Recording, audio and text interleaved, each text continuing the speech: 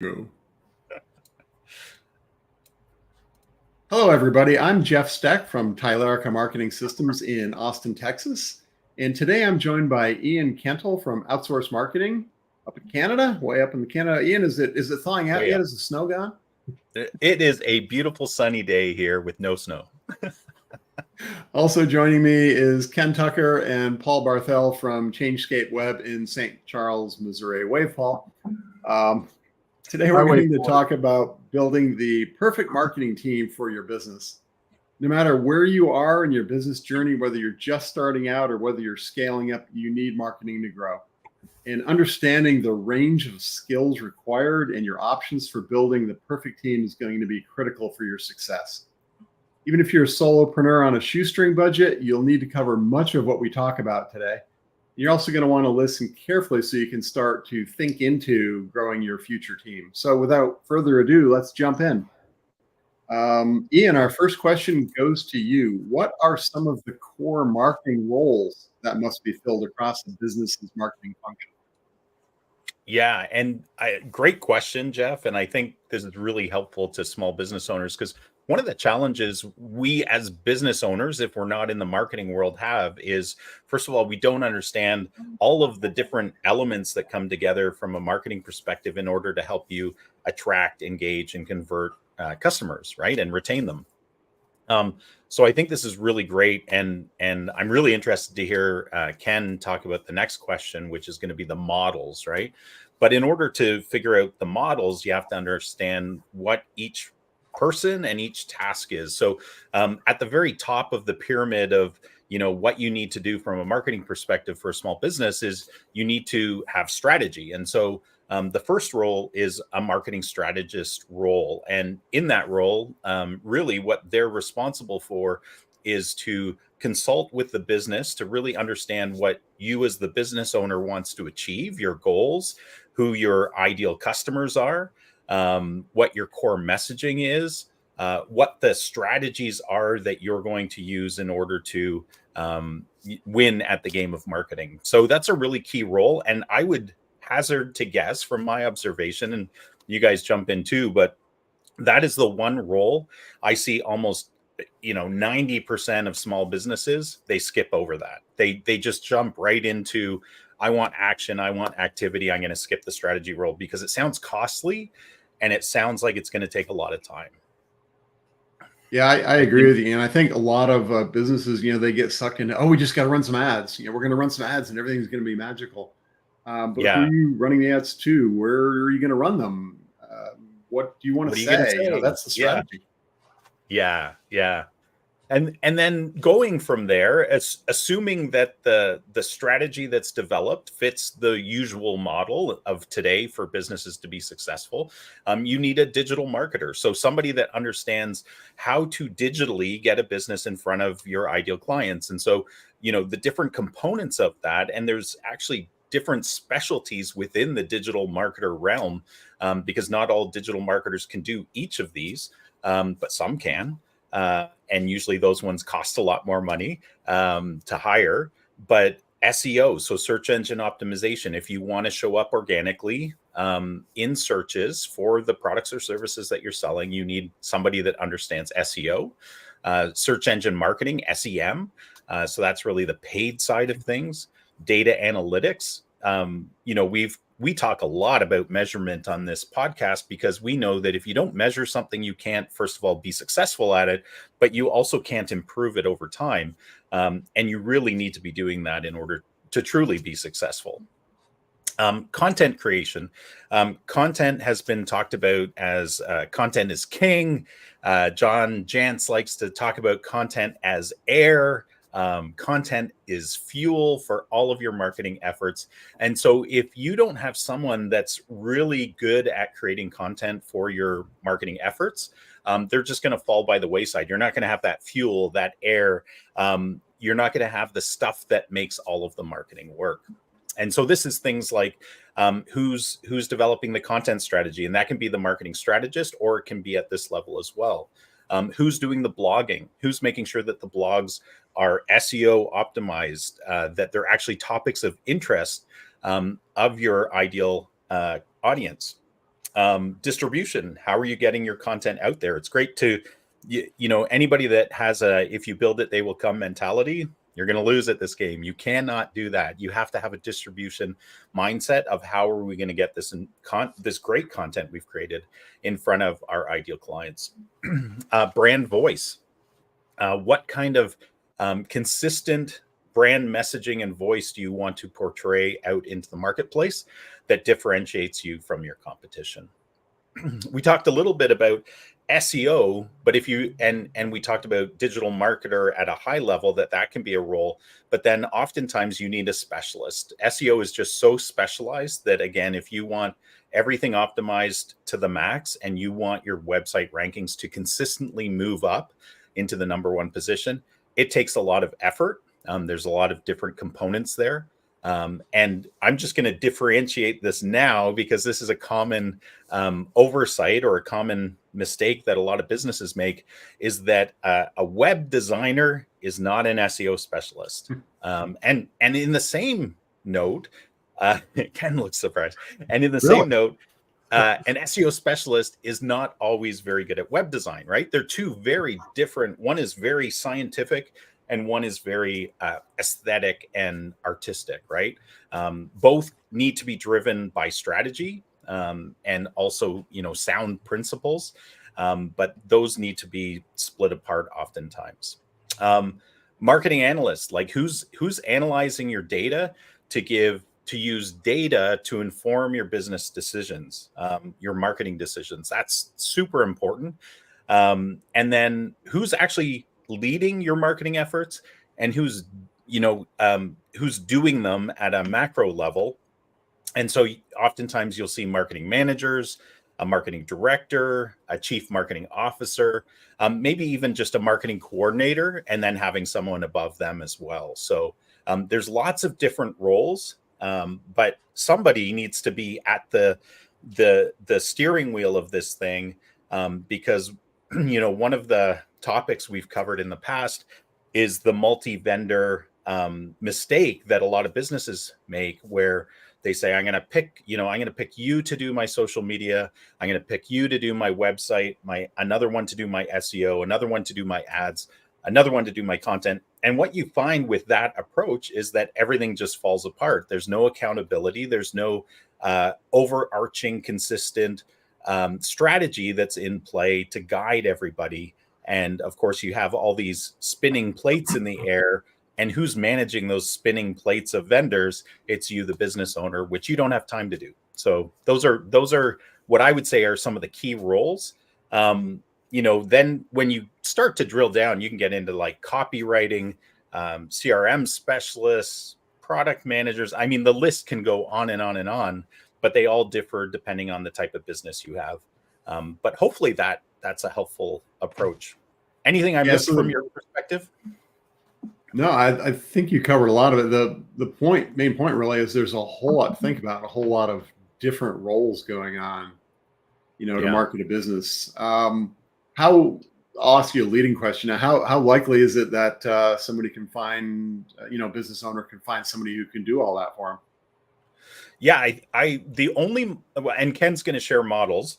I would say if you're thinking in-house, the chances of finding one person to do that kind of work are nil. And if you do find someone that's able to do that, they won't be effective, because to actually do all this work, you need multiple people to do it effectively. Like one person cannot do this very effectively. And even if they have the skill level, that skill level is going to cost you $100,000 plus easy, because it's such a high, you've got so much experience built into it. So you really are looking at multiple people. And yeah. Yeah, I said it was the leading question. You're looking for a unicorn if you're trying to find one person to do it all. It's almost impossible to find.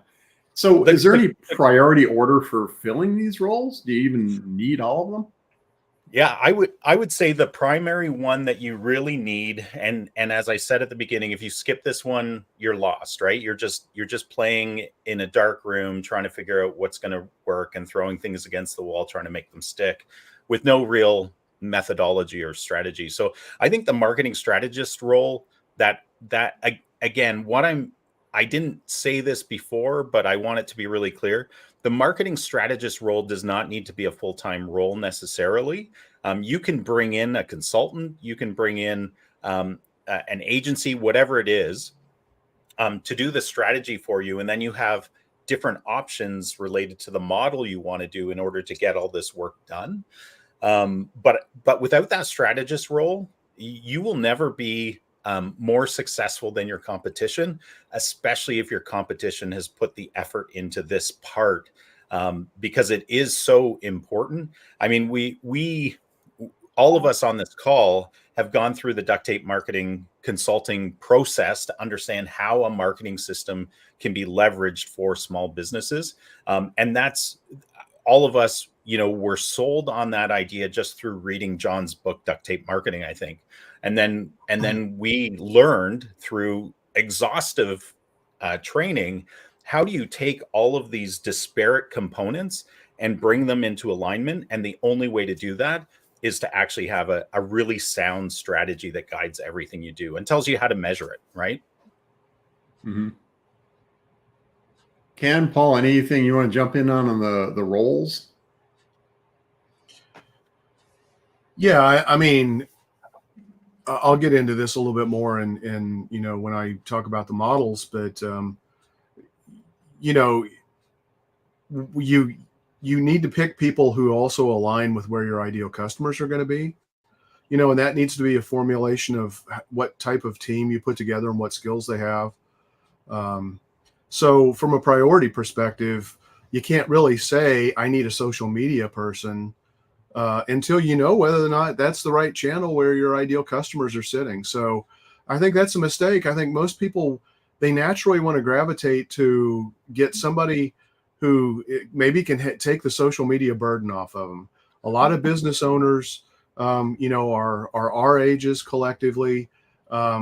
Since this is what we do, we're very comfortable doing it, but not everybody, of our generation is comfortable doing that. And even, there are even several younger people that I've been meeting lately that are not comfortable in a digital space. And so, a lot of people think, okay, the easiest thing to get rid of and the easiest thing to do and the easiest way to build leads to my business is social media. And you need to go back to the strategy, like Ian was talking about, and Jeff, you mentioned, to make sure that you're dialing in to reach your ideal customer. Yeah. Paul, anything you want to jump in on, or should we move to the No, I'm good. next question? Just use AI, copy and paste. It's all good. One thing I would add that's just in line with what Ken, you were just sharing there, was that a lot of business owners feel pressure related to whatever it is. It's social media. There's a lot of pressure because it's so visible, right? And it's so accessible that businesses feel like they have to do this. But as you were saying, one of the biggest mistakes I think business owners make is the trying to do it all themselves mentality, because what we see as consultants and digital marketing agencies doing the work is that when you do marketing successful, it's not overhead, it's investment. And man, it's going to make that phone ring. It's going to make the form fills come in. Your business is going to grow.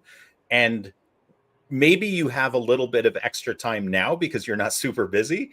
But if your marketing's working properly, you're not going to have time to do the social media, the blog writing, whatever it is that you feel like, hey, I can save a little bit now.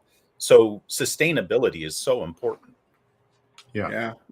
I think, as I said in the intro, even solopreneurs starting out, they may not have the budget to hire a lot of people. They may not have the budget to engage deeply with an agency. They're wearing all the hats. I mean, that's part of, unless you're a well-funded startup, part of being in startup mode is wearing a lot of hats and having to figure a lot of things out. I was in that mode. For those that don't know my background, I was in the corporate world. I ran a consulting organization. Then I switched to small business ownership. Very, very different world. I had to figure out how to market. That's how I found duct tape marketing. Fast forward to where we are today. I loved it so much. I wanted to pair it with my consulting background and become a marketing consultant and then agency owner. But as a small business owner, I had to wear all those hats, and you've got to do that. You can't do everything in the marketing world. So you got to pick and choose the priorities, but the strategy, as we all said, very, very important. And then once you know where your ideal clients are and what you want to tell them, pick and choose the right things, work your way in a little bit out of a time, and eventually you'll grow to the point where you are gonna bring on some help. So you gotta do some marketing to grow, so that you can do more marketing to grow faster, I think is it. And then the rest just kind of falls into place. Ken, I know our next question is going to go to you about different models, and I think one of the things Ian talked about a little bit was, the leadership aspect: marketing manager, marketing director, chief marketing officer. So maybe as you talk through the models, you can hit on that a little bit. So let's dig into the next one. What are some of the ways to fill these roles and get stuff done? You're running that spectrum from solopreneur ready to start bringing help on to bigger business. So what are some of the ways to fill these roles, and what are some different organizational models that businesses should consider? Yeah. So, really, there are four choices. There's an all internal team, in-house team. There's an all outsourced team. There's a hybrid, combination of those. And then there's another layer that's an emerging model that a lot of people are starting to adopt, called fractional CMO, where you bring in that one high-level expert to either work with an in-house, hybrid, or outsourced operation. And it could be that person is from the outsourced operation, although they don't have to be. So Ian, when he was going through just some of the roles that you need to be thinking about, there were at least 8 that were pretty solid regular jobs that needed to be done. Are they 40-hour-a-week jobs? Not necessarily for each and every one of them. Depends on the size of your business, depends on the nature of your business, how many leads you need, what your overall budget is, obviously. But chances are, if you're trying to do this and do it well, if you're anything, there are probably thresholds for the amount of, for the size of business that you have. If you're over $1 million worth of, annual revenue in your business, then you probably can afford to have one or more people on a full-time or regular basis. If you have less than that, then, they're probably going to be drawn from other functions of other people that are in your organization. Could be the owner. It could be, the person that takes care of running your back office. It could be your project managers out there taking pictures, as they do new projects, and they've got the responsibility to post it on social media. So you got to figure out, how in the world am I going to deal with all of this? And so if you look at an in-house only team, like Ian had said before, and Jeff, you mentioned, it's really hard to find the person or a couple of people who can do all of these different things. And so, we're all big believers in omni-channel marketing. And, not every business can afford omni-channel marketing. And some businesses should not even try. You've got to be at a certain size before you could probably take that on. But an omni-channel, to me, at a minimum, I see 5 to 7 channels that you're looking at. By the time you factor in reputation, 1 or 2 socials, you've got your website, you've got to create your content. Maybe there's video elements, there's a lot right there. Those all have people who have different and unique skills. Now you factor in the cost of all of the software to run, that team. And that can be substantial. You've got, customer relationship management software. You've got graphics software. You've got video editing software. You've got SEO tools, which are not cheap, that you probably need to go buy. You've got to pay for your website hosting. You might need to even pay for some themes or plugins to make your website run the way you want it to. There's a lot there, an awful lot there, way more than anybody thinks. You need to have a quality form. That's another expenditure. Don't use a free form, on a WordPress website. You're begging for trouble. And so when you factor all those things in, you need to have a team. and that team has to be comprised of, certain basic competencies to tackle the channels you're looking at. If you're a solopreneur just getting started, you're going to have to do the marketing yourself, or you're going to have to pay somebody a little bit of money to go do it for you. Chances are the best investment for you at that level is, to get somebody who can go to a business networking event or group on a regular basis, and build word of mouth referrals, and get reviews. Those are the low hanging fruit that either a business owner or a solopreneur can probably start with pretty easily, pretty naturally. Now, depending on the nature of your business, it may be highly social. And so, if you're creating a bakery, people want to see the pictures of the cookies and the pastries and the pies and the cakes and all that stuff, cupcakes that you're creating, right? Oh man, I'm getting hungry now, Ken. Yeah. Make me hungry. So you need to factor that in, and maybe the owner, maybe they're pretty good at doing that, and maybe they can tackle that on, and maybe that's a good channel for them. But once you get beyond that, if you're trying to really grow a business that you can either sell or transition, to a family member or whatever your master plan is, you're going to need to have a team. And so, the downside to in-house is that you're probably going to get people who are competent at doing some things. Like maybe they could write a blog post, but can they write an SEO blog post? Can they write a blog post that's really engaging to the user and not just something that is a statement from the business? Because the user experience is very important. It's a factor for SEO, and it's also a factor for people wanting to stay on your website and keep coming back to your website. So just because you can write a good article and you're competent in English does not mean that you're an SEO copywriter. So that's an extra set of skills, and so you're either going to have to pay to get that person trained, or you're going to have to hire them with that training and the experience that they already come with. So there are just a ton of hidden costs and internal. And I think really, most businesses probably need to be multi-million dollars before they really think about having a true team, before they can afford to have a true team to do all of the right things from a marketing perspective. The nice thing about having your own team is, hopefully they're better plugged into the organization. There are certain things that are a lot easier to do when you're working inside of an organization than when you're external to it. For example, capturing stories about what's happening with the business, and because that can turn into so much great content. It could be done by video, it could be done by social media posts, whatever. But if you're not there on a daily basis, or ever, that's really hard to capture, right? So there's challenges there. You can also get a team to operate maybe in a more cohesive structure. I'm going to jump to the model that I see, unfortunately, isn't too common next, which is that people, they hire a web developer, they hire a social media person, the business owner does this, that, or the other, and then they get frustrated because their marketing isn't working.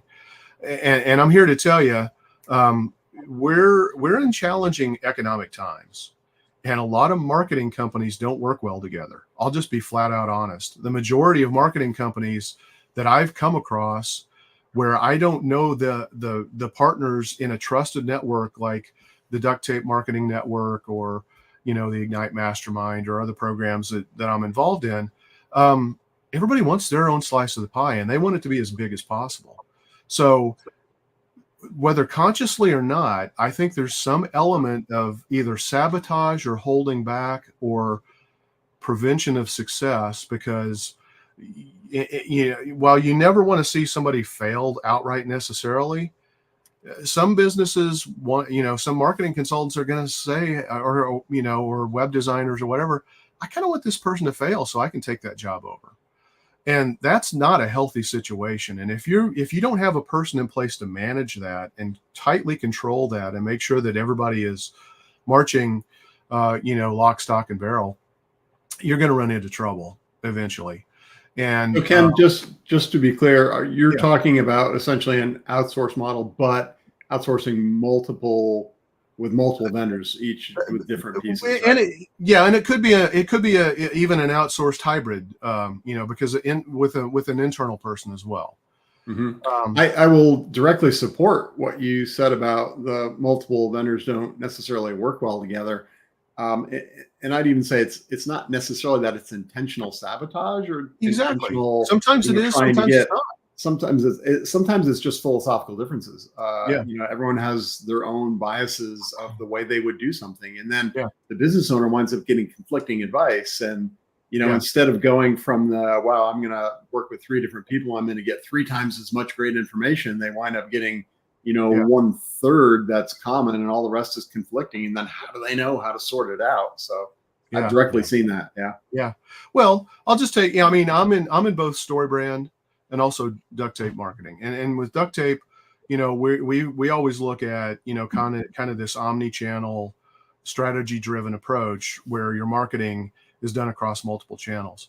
StoryBrand has a lot of people who they're great at building gorgeous websites.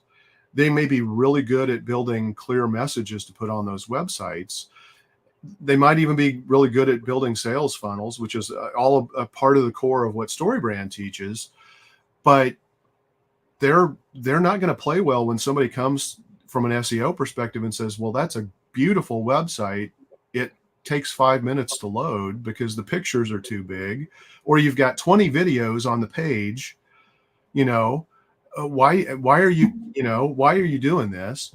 And so there's going to be some clashing based on the programs and the experience that people bring to the table. So you've got to have somebody who is the arbitrator and the manager and the director to keep everybody in line. And this is where the fractional CMO role is coming into play more and more. When you have a bigger organization where you have multiple players, either within a team or a hybrid, internal, external, multiple contractor kind of a team, a fractional CMO maybe is super important because they're the person who you can assign the responsibility to make sure that everything's done right. But they have to have certain authority. I mean, they have to have the ability to hire or fire or coach or, get training or reassign. Because if they don't, you're rendering them basically ineffective. It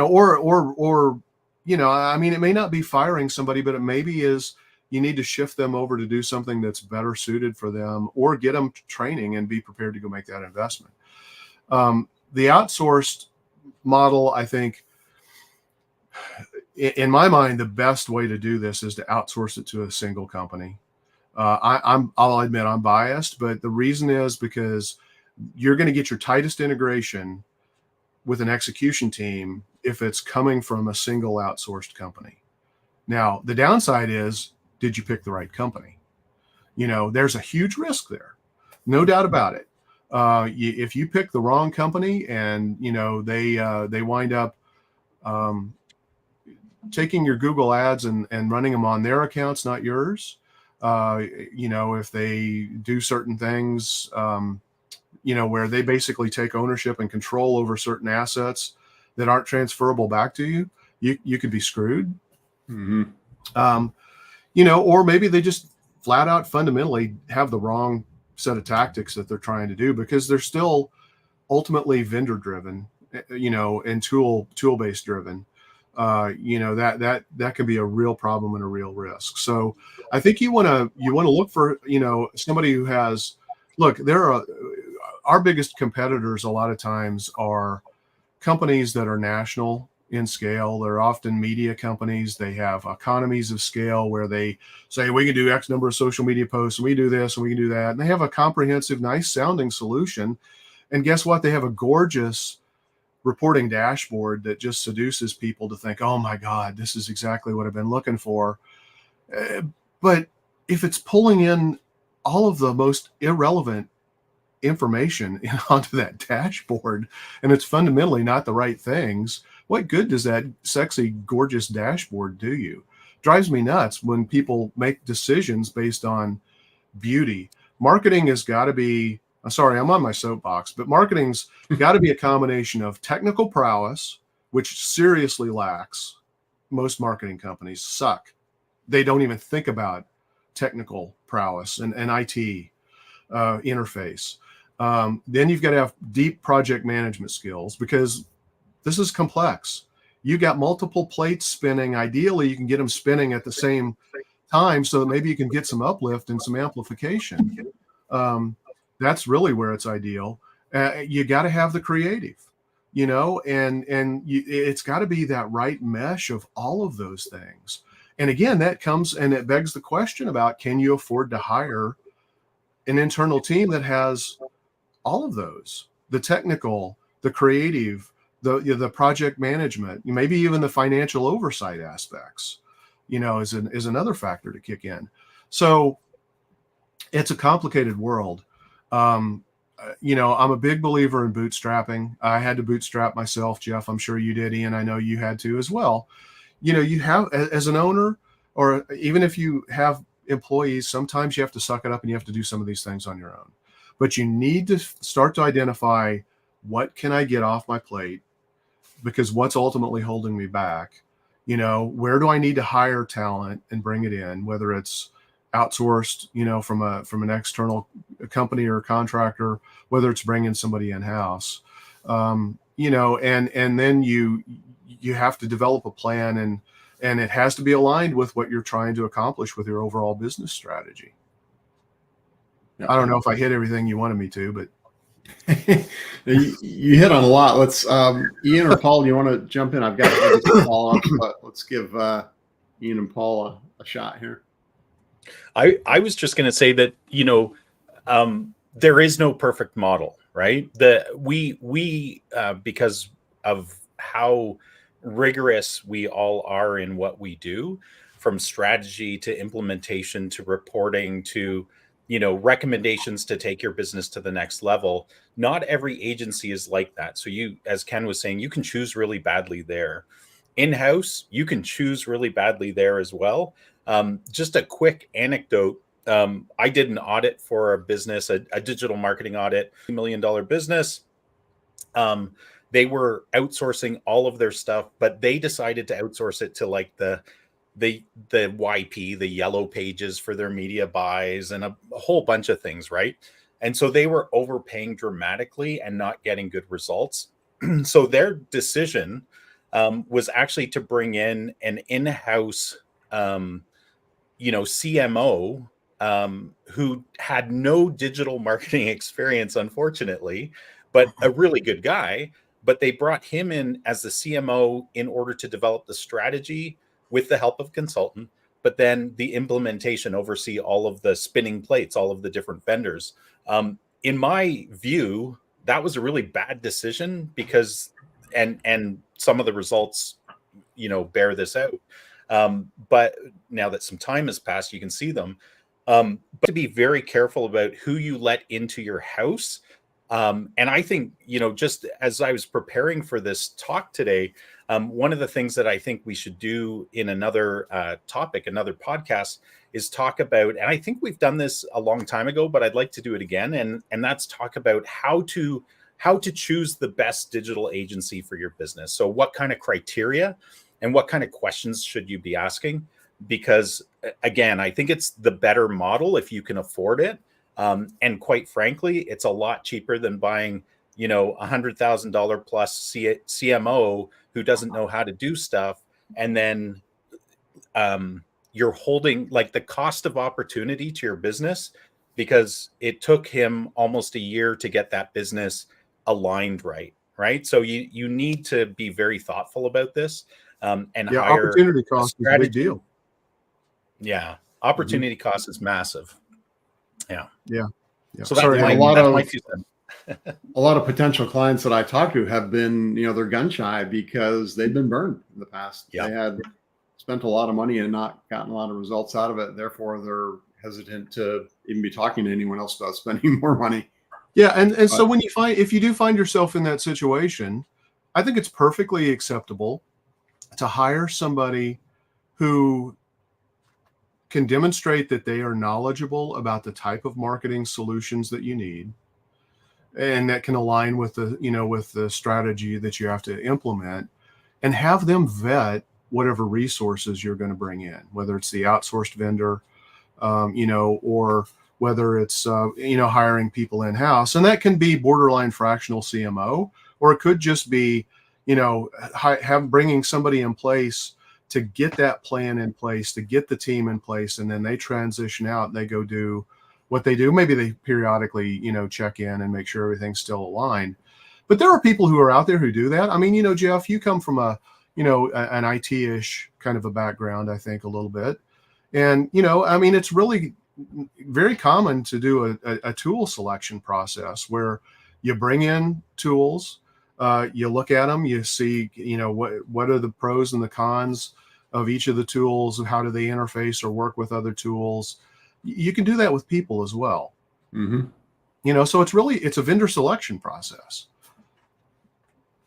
Yeah, since our question is on the models, we hit on the fractional CMO model and the consultant a little bit. I think in my mind, consultants are going to be shorter term. You might have a consultant come in and work with you on strategy and then hand off a plan that you go execute, whether in-house or you take to an outsourced agency or whatever. What a fractional CMO is going to do a lot of that high level strategic thinking, but then they're going to be longer term doing the management, doing the day-to-day, working with an in-house team, potentially hiring the in-house team at the appropriate time, potentially managing the relationship with an outsourced team or agency. I also think the agency model, the outsource model, one of the benefits in the way I position our agency is we're talent brokers, right? As a business owner, do you have the skills to hire a graphics designer, a writer, a technical, website specialist, or do you just want to essentially go to staffing service who can do that for you and then continue to own and manage the relationship and with all the different players in the form of a one-stop shopping agency model, outsource model. So I think if I can add one more option to that list of models, this is one I've observed recently, especially in the contractor space, and it's because of some of the contractor coaching groups that contractors are in. I've seen where a lot of them are bringing it in-house, but they're using overseas labor to do social posting, blog posting, different elements. And man, like I have seen some train wrecks from several of these contractors where their stuff has typos all over it. Their stuff is really poor. Yes, it's at least getting done. Like, good job. You're getting activity done, but it's not strategic activity. And now, just like with the in-house model, you as the business owner are now the manager of those people, and you have to give them oversight and direction. And just as you were saying, if you're not skilled in that, if you don't have the talent or the expertise and education, how are you going to guide these people to do it well? Yes, they'll do the activity consistently, but man, that's a kind of a different model I've seen that's growing really fast because of AI, I think, is a big part of that, but also the cheapness of some overseas labor. I don't know. Have you guys seen that a lot in some of your worlds? Not necessarily. I mean, not attributable directly to overseas labor or anything. I mean, it's really just the fact that there's nobody who can oversee the execution, through a consistent set of processes to achieve, a specific desired set of results.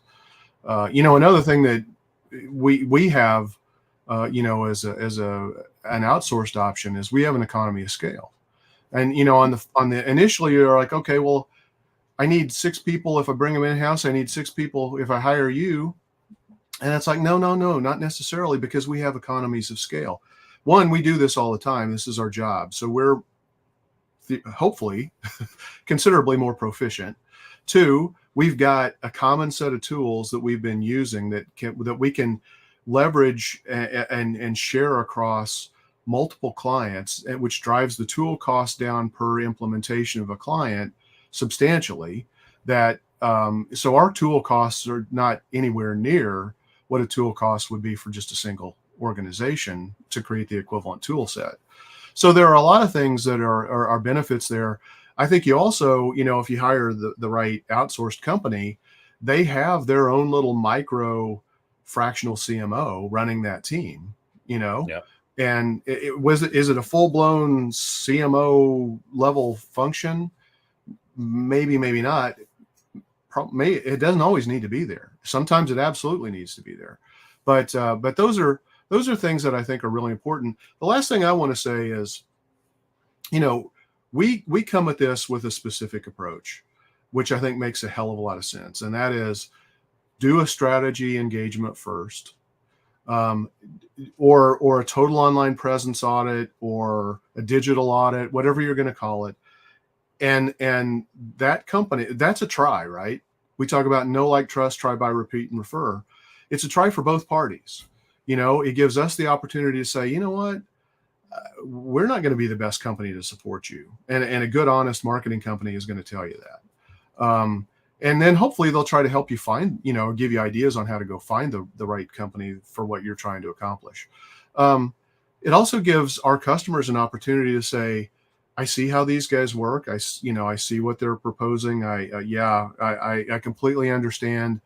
I've got my strategy. I've got a baseline of where I'm at, where I probably need to try to go. And having that try strategy, a paid try strategy with an initial engagement that gives both parties the ability to opt out, to help. It just helps, pave a better path to success. Mm-hmm.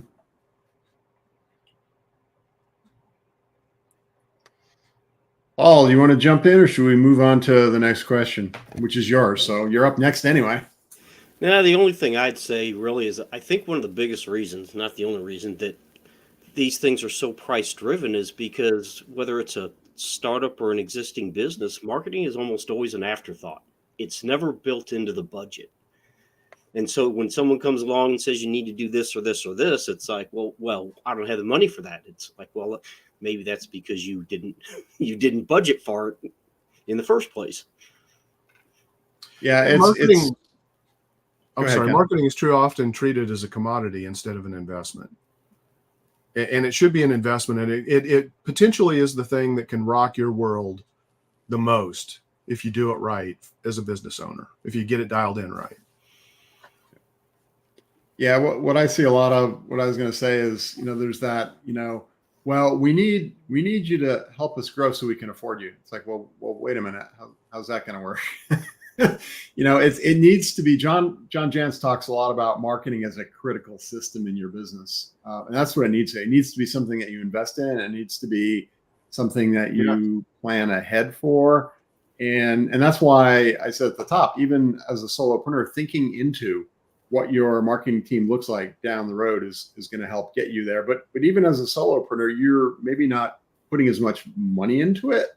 I mean, you are in the form of ads, in the form of tools, but you're not paying people, but it's your time, and there's the opportunity cost again, right? And then at some point you grow big enough to where you start putting the money into it, but you've got to think ahead. You can't think behind. In other words, say, well, I did, $250,000 worth of business all on my own last year. I can now afford to take, 5 or 10% of that and spend it in marketing. You've got to think of what's it going to take me to get to the next level. And it's an investment. It's like when you want to retire, you don't go, well, I only have, $20,000, I guess maybe I can retire down the road on that. No, you've got to think ahead. When I retire, I need, how many 100,000, how many $1 million in the bank, and what's it going to take to get there, and then plan and budget accordingly. Maybe before we jump to the next question, there's one more side thought. Is there of these different models we've been talking about, different teams, are there any levels or sizes of businesses that you want to throw out that it makes sense to be considering as different transition points through this spectrum? Well, yeah, I mean, I thought I already kind of talked about that. I mean, you need to be a multi-million-dollar business if you're going to bring in a robust in-house team. Yeah, I would say maybe even 5 million to truly be there. And then you can start working into it, though. So I guess it's where the inflection points of when you, like, when would you say you graduate from solopreneur to talking to, outsourcers or trying to make that first hire or whatever? I mean, I guess that's kind of where I'm going. What are those general ranges of where things make sense? I think that's impossible to say because it's tied to the nature of your business. I mean, if you're running a food truck, where your margins are very low, and your time is taken up because you're doing a bunch of different things, you're going to have to just suck it up and take that on yourself. And you're going to have a lot of money before you can really start to hire out for any type of marketing support or service. If you're, if you're a guy that cleans gutters and you make typically $2,000 per job, because not cleaning but installing gutters, while you're doing that, you're starting to get a little bit more profit margin. And so then your question is, can I sustain my business growth to the point where I can afford to hire another person to do what I'm doing so that there are two of us so that we can get more money coming in? Or do I hire somebody to do my marketing? And it's, I think it's so different for every business and the nature of their business. And just the core competency of the person who owns the business. Some people are going to be very astute. Look, I've talked to painters who are just, they're natives at using social media to grow their business really well, and they can afford to leverage that channel. They are by far the exception rather than the norm. But there are people who do that, and they can build a nice, healthy little business where it's not just them, and that's what they do. There are other people who couldn't get anything off the ground if they tried from a marketing perspective, because they just don't have the skills. They don't know where to start. The number of choices are just overwhelming. Do you invest in Google Ads? Do you do social media? Do you build a website? Do you send out postcards? What are you going to do? If you don't have that prior knowledge and experience, you're gonna be overwhelmed by the choices. And so I don't think there is an easy answer for that, other than, when you're looking at, you got to be, typically, minimum of $500,000 to $750,000 to hire a decent chunk of an outsourced marketing team. It's probably your best effective approach. $1 million or more, you can hire a better outsourced team. Multi-million-dollar, maybe $5 million and higher, you can probably afford to hire an in-house team, and maybe even, get one of those people could be the person that runs that team. Yeah. I'll qualify. You said at you can hire a better outsourced team. I would say just maybe a more comprehensive, because you want to hire the best you can to begin with. But it's well, sure, yeah. You can have them do a little more for you. Yeah, exactly. And if I can make a bold statement in the dental world, to me, just because I know that world so well, is I would say any dentist from startup to 30 years in the market absolutely should hire a strong strategy first dental marketing agency day one. Actually, day one minus 60, because you never want to be the marketer in your dental agency. You want to be doing chair time with patients. And if you really want to actually compete in your marketplace, because the truth is most communities, from small communities to large metropolitan communities, have tons and tons of dentists. I live in a small town. We have 23 dentists, right? It's a highly competitive marketplace. And the only way you can win to get visibility, attraction, engagement, conversion, and retention, yes, you have to do your job really, really well in this world. And I think this is true in a lot of professions. But man, the only way to position you position yourself for success is to get somebody to do it well right off the bat. Well said. I know that's not true in every industry, but in the dental world, that you have to. I think it is in a lot of businesses. I mean, the failure rate of businesses is very high.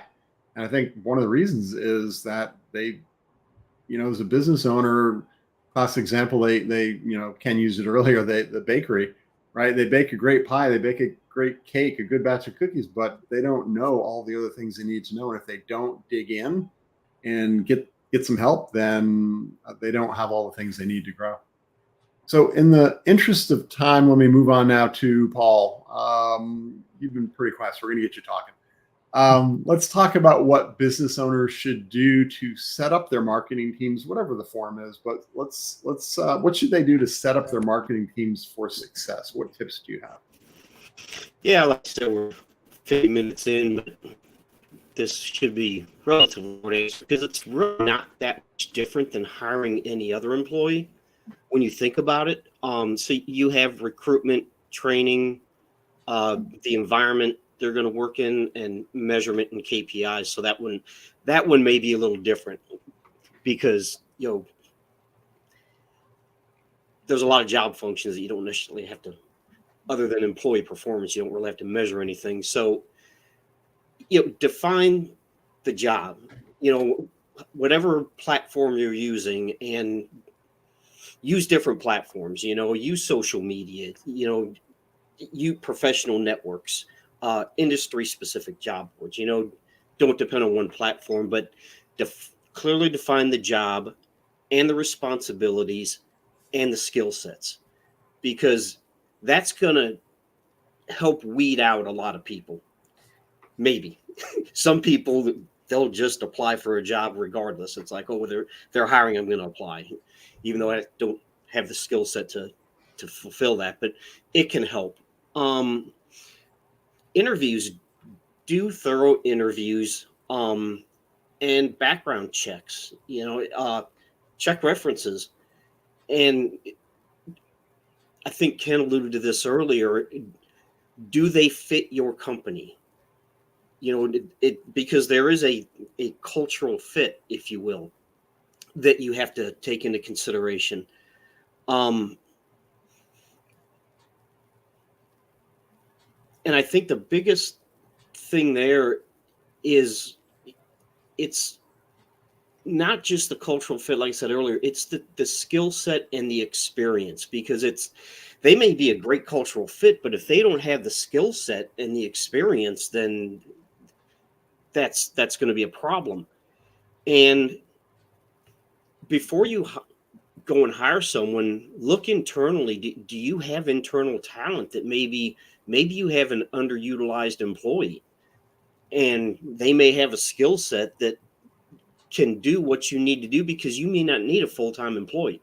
Maybe what you need to be done is 10 hours a week, and you may already have someone internally that can do that. So don't ignore that.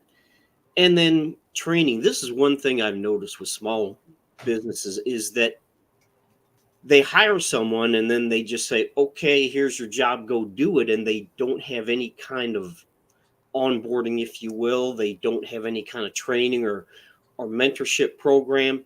And a lot of times you may hire someone that has the skill set to do the job at a basic level, but you can offer them ongoing training and, maybe courses or whatever it is. You can offer them ongoing training to increase that skill set and make them an even more valuable team member than they already are. Performance reviews, I mentioned that. Certifications, having them, this goes back to the ongoing training, but professional certifications and development courses that they can take, and maybe use the employee or employer will pay for that. But again, that's actually going to go to employee retention. It's going to help you retain employees, because you're or at least hopefully it will, because you're helping them develop their skill set and becoming a more valuable member of your team. And that's not just new employees, that people that have been with you for a while. And again, I've seen this in small businesses, that the owner, okay, this person has been with me for 10 years and this is what they do, but they don't stop and say, well, does this person have a skill set beyond what they do? Do they have an interest in expanding and moving up, or even making a lateral move within the company to do something different? And that's something that a lot of times is overlooked. I think there's a good point there. As a former, manager in the corporate world, I've seen, and in businesses, I've seen people say, I don't want to train them to be really good, because then they're going to leave and go to my competitors, and I will have trained them for competing against me. And well, they may do that anyway if you if you stagnate them, if you don't train them and develop them, then they're probably going to get unhappy and jump. So train them, develop them, make sure you maintain a great work environment. Yeah, absolutely. Yeah, and the environment, create a collaborative environment. And because a lot of times what you see these silos. You have the marketing, and you have the technology, and you have the sales, and no one communicates. Okay, so you have to create that environment, because if the marketing team doesn't know what the sales team is doing, and vice versa, you're probably going to create problems internally. And so don't allow those silos to be developed. Encourage that collaborative communication. And if you're the business owner, keep in mind that you're the business owner. We had a client a few years back that they couldn't get their employees to take, basically their employees told the business owner, we're not going to take pictures of these projects. And the person, Ken, you know who I'm talking about, and we were working with another consultant. It was actually their client. And he said, look, is the dog wagging the tail, or is the tail wagging the dog? Okay, you are the business owner. And if they aren't going to do what you need them to do, then you fire their ass and you go hire someone else. And and he said that exactly to them. It's like, this person doesn't mince words, but he's absolutely correct. If you as a business owner say, look, you're as the project manager, or whatever role it is, your job is to take these before and after pictures. And if you're not going to do that, you're gone, and I'll hire someone that will do that. And sometimes, unfortunately, that's the approach you have to take. And again, measurement and KPIs, set clear goals, know what you want to measure it and why you want to measure it. And, everything is data driven these days, and it's digital. And if it's digital, it can be measured. And everyone on your team needs to understand the why and the how of that, and why it's important. And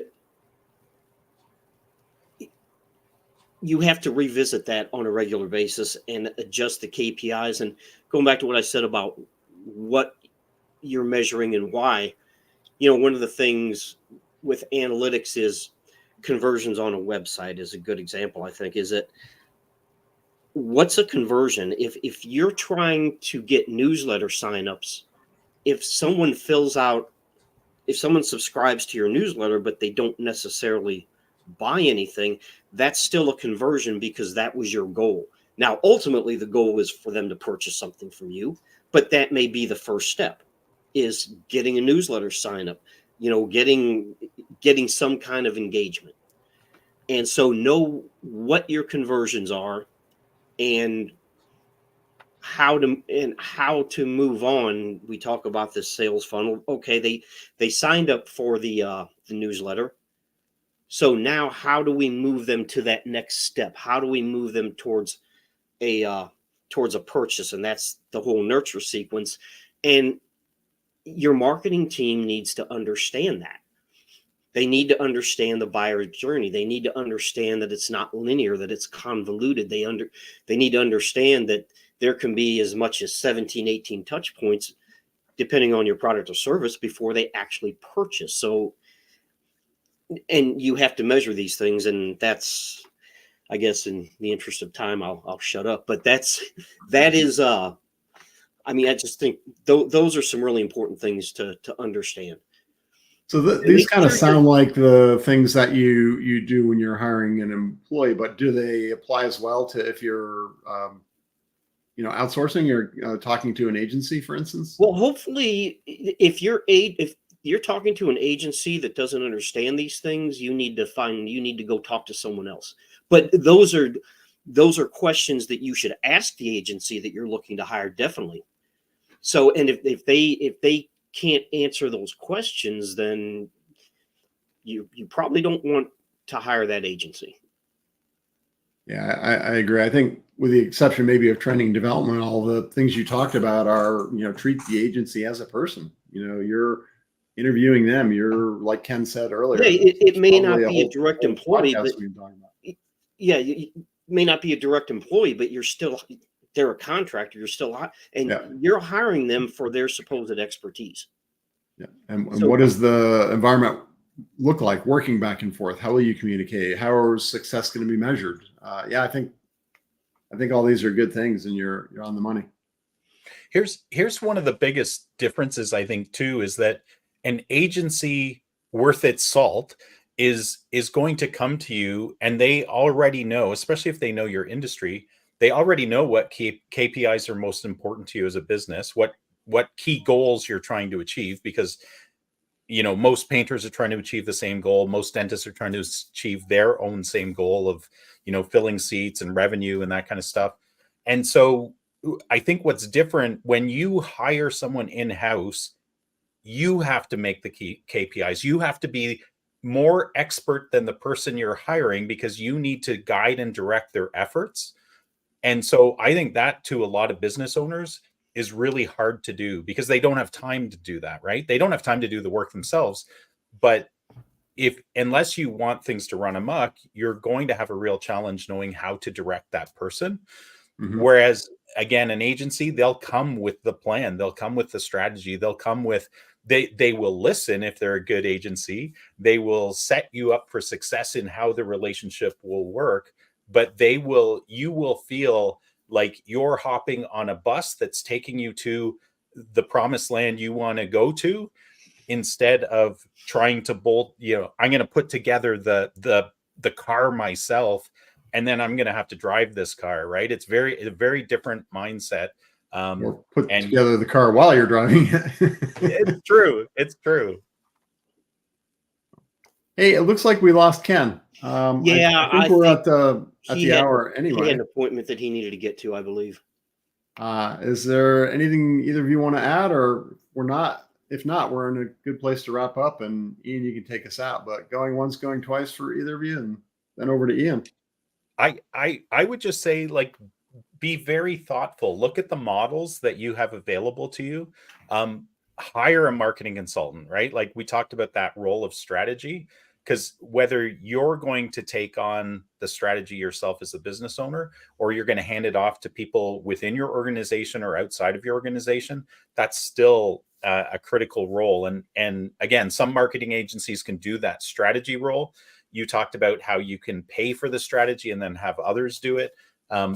Without that part, though, you're not going to be moving as fast to your goals as you want to be. So I just encourage people, think it through, pay for an audit, pay for an initial strategy consultation, and then start down the path to success. All right, so I'll close this off. Thank you to our listeners and viewers for joining us today.